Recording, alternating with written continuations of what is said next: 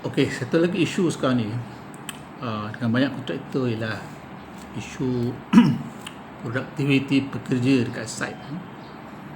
Okey, sekarang saya nak tanya you all especially kepada kontraktor yang bukan sub untuk pekerja-pekerja dia, tapi dia pekerja sendirilah, sama ada dia bayar gaji hari atau dia bayar gaji bulan.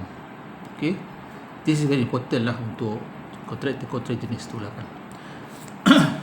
Kalau kamu tak jaga produktiviti pekerja-pekerja kamu, especially yang bayar gaji hari tu ataupun gaji bulan tu, against apa yang mereka sepatut buat, kamu akan tengok itulah salah satu perkara yang kamu rugi sebenarnya.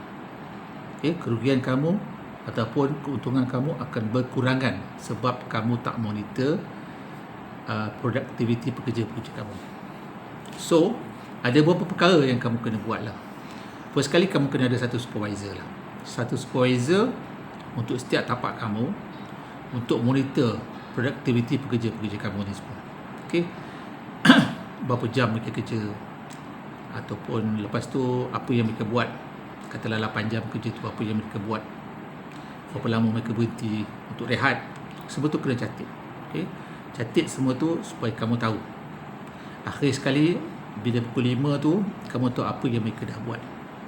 Okey, jadi tak ada isu kerja tak siap, ataupun lebih lagi kalau misalnya mereka nak minta overtime. Overtime ni kamu kena monitor. Okey, jangan sesekali approve overtime tanpa kata justifikasi yang terang lah. Jadi benda ni kamu kena pastikan yang supervisor kamu pun seorang yang jujur dan dia dah monitor betul-betul supaya memang kerja tu ada overtime patut dibuat. Okey. Jadi yang kedua, kamu kena sebelum mereka start satu kerja tu, kamu kena buat anggaran dalam diri kamu dengan kederat yang ada. Berapa lama mereka boleh siap? Contohnya lah kan, untuk pasang batu ni kamu kena tahu satu orang batu ni berapa square meter dia boleh pasang satu hari lah dalam keadaan normal. Kamu kena tahu. Jadi kalau dia tak boleh pasang batu tu, mesti ada sebab. Okay?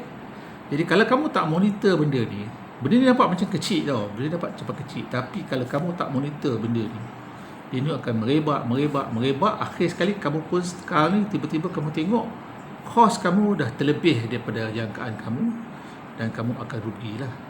Sama ada kamu kurang keuntungan atau yang teruk sekali kamu rugilah bila dah banyak sangat produktiviti ni tak dijaga. Okay? Lepas tu kena pastikan juga tak ada repeat work lah. Repeat work tu maknanya dia buat kerja baik semula lah. Dia buat satu kerja, lepas tu tak ada quality, klien datang check, klien suruh buat balik. Jadi rugilah kamu. Gaji yang kamu bayar tu bayar 2 kali atau 3 kali. Jadi kena pastikan orang yang betul-betul mahir yang kamu tugaskan untuk buat kerja-kerja tu semua. Ini ada beberapa perkara lah kamu boleh buat untuk pantau produktiviti pekerja-pekerja kamu. So, dapat satu pada saya. So, sekiranya anda perlukan bimbingan ataupun perlukan advisor daripada saya, kontak saya. Assalamualaikum warahmatullahi wabarakatuh. Bye bye.